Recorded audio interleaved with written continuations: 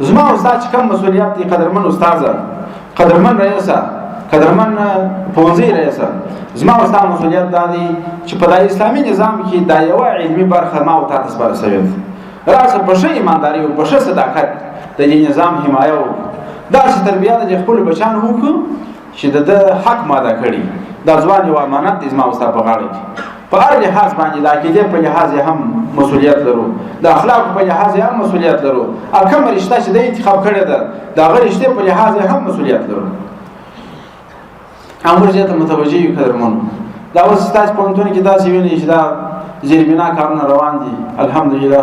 یقینا زه به په انټون د چراله مدرسې یو خړه بازار و.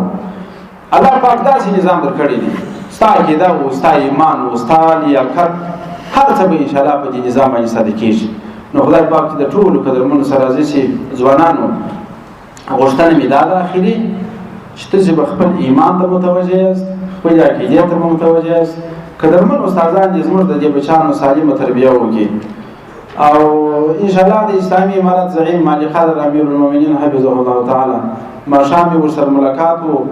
ستاسو نه ډېر خوشاله تللی دا د استادانو حالت، د محصلینو حالت چې لیدلی وو، دا ستاسو تعجب وو، په ادب ناست، دا ستاسو ښه مینه یقینا ډېر متاثر کړی وو، خوشاله وو. او بیا دا وایي چې دا خو د افغانستان خلک دي، دا ټول پر موږ حق لري، د ټولو مسؤلیت لرو، باید ورته متوجه شو.